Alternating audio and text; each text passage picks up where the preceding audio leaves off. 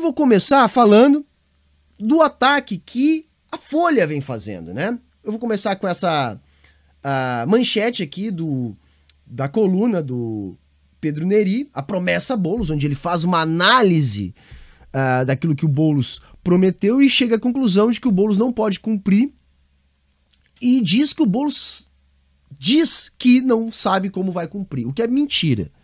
A matéria é toda mentirosa, assim como foi escandalosamente mentirosa a matéria sobre o vínculo do Boulos com a universidade que ele trabalha, assim como foi bastante maldosa a matéria da semana passada, falando que ele omitiu R$500, 500 e poucos pilas da sua conta, né? Então, tudo isso mostra o quê, gente? Mostra que quando há uma mínima chance de uma esquerda, por mais moderada que ela seja, de chegar ao poder, todos os articulistas, defensores do sistema, vão reagir a isso. Imagine uma esquerda radical. Uma esquerda radical é absolutamente intolerável. Boulos, ele pode assumir uma postura mais radical? Pode, mas eu acho que no momento ele até está com a postura correta, porque a gente não pode, como eu disse hoje ainda, partilhar de um esquerdismo infantil. Revolução é um processo que começa com o ganho da consciência de classe. O proletariado, não só o proletariado, mas a classe trabalhadora como um todo, ela tem que não apenas se perceber como classe trabalhadora, como ela tem que se perceber como um ente transformador nas suas relações políticas, sociais e econômicas. Isso é um processo, gente, que começa com o ganho de confiança, com a eleição de líderes, com a eleição, não a eleição formal democrático-liberal burguesa, aquela coisa dos líderes aparecerem como legítimos representantes de segmentos da classe trabalhadora, como o Boulos está tentando ser, como tantos outros têm tentado ser, neste momento de reorganização das forças políticas aqui no Brasil. O duro golpe que a esquerda levou com o PT, mesmo com uma esquerda liberal, uma esquerda conciliadora, esse duro golpe obrigou a esquerda a se reorganizar. E nessa reorganização, por mais que a esquerda esteja muito debilitada, porque hoje ela é bastante mais minoritária que os grupos conservadores, essa reorganização mostra que ela pode ser positiva se bem organizada. E a campanha do Boulos está mostrando isso em São Paulo. Essa chance real do Boulos ir para o segundo turno em São Paulo está mostrando que essa reorganização da esquerda pode nos dar esperança. E a gente pode iniciar um processo transformador de médio e longo prazo. Que é o que a gente quer, gente. É exatamente isso que a gente quer. Mas, aí vejam essa outra, né? Vejam essa outra manchete. Já que eu quero falar da mídia, o que a mídia vem fazendo. Até a manchete original não era essa, tá? O que saiu no Globo era o sexto que mais gasta. Mas como eu não encontrei na internet, e essa matéria, que foi uma matéria visivelmente encomendada pela CNI, tá? Seria até mais elegante se eles tivessem colocado ali como matéria paga. Dizem que o Brasil era o sexto que mais gasta com servidores públicos. Depois eles alteraram, colocaram aí, como vocês podem ver, que ele é o sétimo que mais gasta com servidores públicos, né? Algo ali como 13,4% do PIB, tá? Com funcionalismo. Gente, isso é escandalosamente mentiroso, tá? O estudo da CNI é um estudo que visa, sobretudo, fazer uma propaganda política que ajude a pavimentar o caminho para a reforma do funcionalismo. Essa reforma do funcionalismo público, gente, não ataca nenhum dos setores do funcionalismo público que são setores verdadeiramente privilegiados no Brasil, tá? Os setores, por exemplo, da esfera federal, militares, judiciário. Não. Ataca justamente aqueles servidores públicos que ganham menos. Eu também já fiz vídeo aqui no canal explicando isso.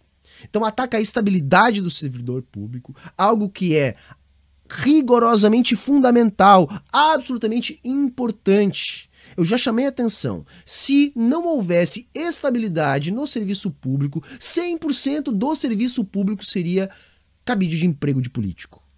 Então aquele serviço público que não funciona, que é cheio de CC, de apadrinhado político, é esse serviço público que teremos em 100% do serviço público caso esta reforma política administrativa passe. E é evidente que esses grupos, como a CNI, estão patrocinando toda a ofensiva de mídia a favor disso. E a trégua do Bolsonaro com os grandes barões da mídia tem a ver com isso. Essa semana eu parei para assistir o Jornal Nacional, que, como vocês sabem, é o diário oficial da burguesia aqui no Brasil, e eu me apavorei com uma reportagem sobre o agro-pop no Brasil. Impressionante. Eu terminei a reportagem, que teve mais de 10 minutos, ou qualquer coisa perto disso, achando que o Brasil é a nova China. Simplesmente achando que o Brasil está no auge do desenvolvimento, que não tem crise, que crise é algo do passado e que o Brasil é o país do presente, nem do futuro. Né? Ora, isso tem uma explicação. Tem que passar a boiada. E essa ofensiva da mídia contra os trabalhadores e servidores públicos, que essa pesquisa encomendada pela CNI, divulgada pelo Globo, mostra muito bem, porque é uma coisa maluca, gente. Para vocês terem uma noção, a comparação que eles fazem é o seguinte: eles pegam o funcionalismo público federal brasileiro e comparam com o funcionalismo público geral de outros países. Então eles pegam aqueles 10% que destoam do funcionalismo público, ou seja, que ganham muito no Brasil, muito mesmo, tá? E comparam com outros países onde não tem só os 10% que mais ganham.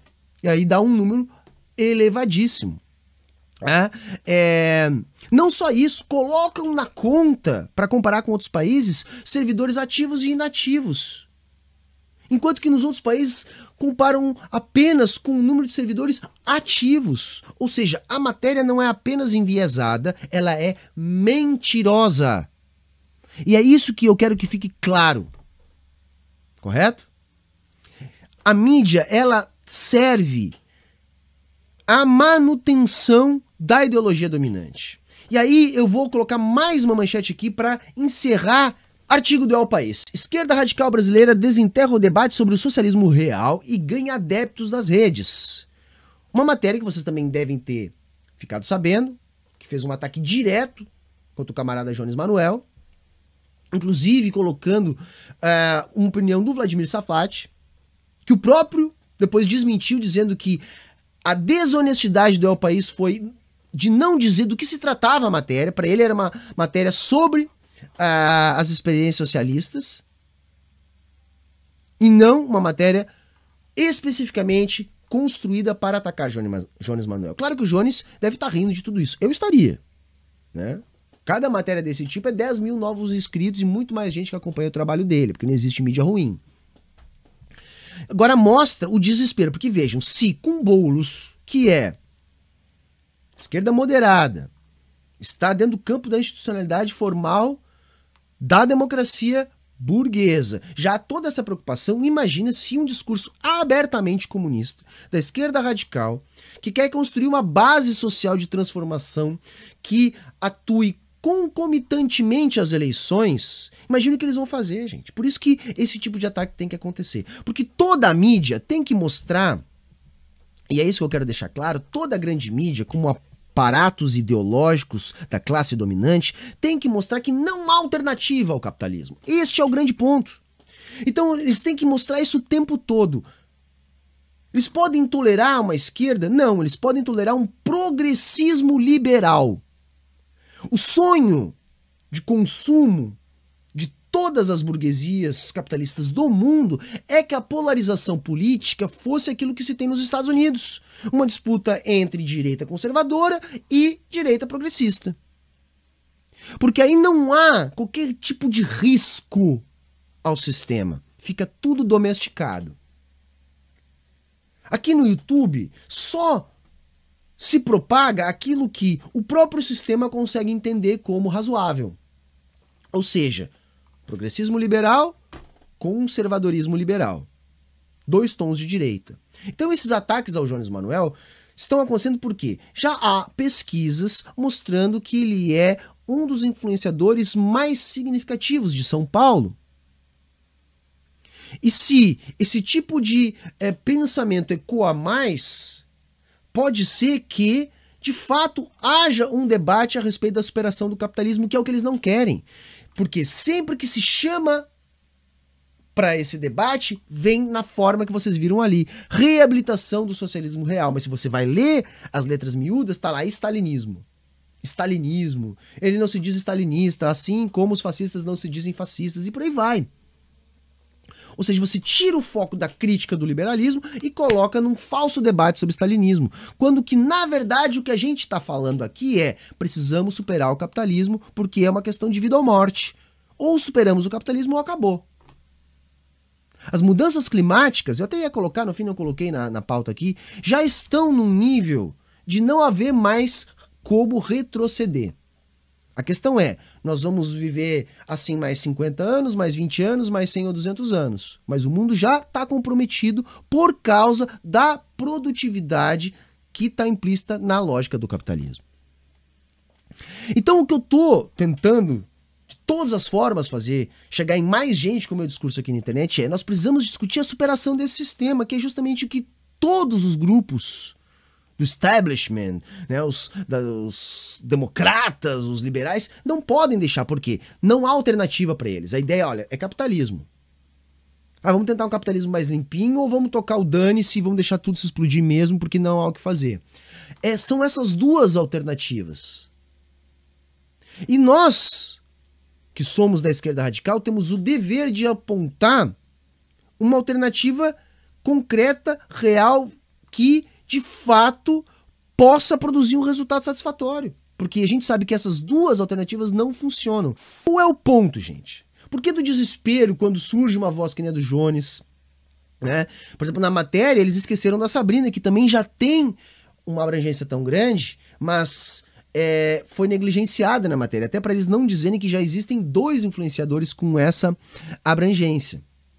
Mas o medo deles é esse, por quê? Diante da crise do capitalismo, sobretudo a crise prolongada, a crise que faz explodir fascismo, que gera caos social, desemprego, diante dessa crise, o que o capitalismo nos oferece? Ou uma reforma com ares fascistas, ditatoriais, né, naquilo que a gente entende como ditadura dentro do senso comum, ou a gente oferece reformas progressistas com algumas pitadas de intervenção do Estado para salvar a coisa toda. Mas qual é o ponto? E qual o problema? E por que do desespero? E por que desses ataques? Essas, vamos dizer assim, alternativas, melhor dizendo, já foram tentadas milhões de vezes. E quanto mais elas são tentadas, mais elas fracassam. E isso pode fazer com que as pessoas comecem a não acreditar mais nessas alternativas. E daqui a pouco podem prestar atenção em quem está falando algo diferente dessas 2 alternativas que já foram tentadas e que não resolveram. Como, por exemplo, uma revolução socialista. Então esses ataques têm que vir.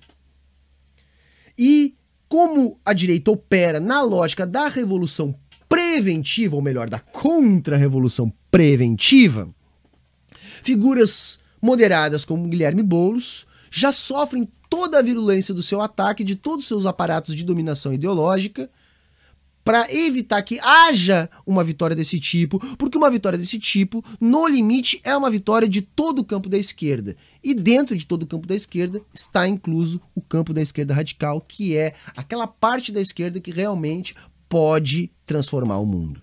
Há uma limitação de quais aqueles que são tolerados dentro do debate político ou não.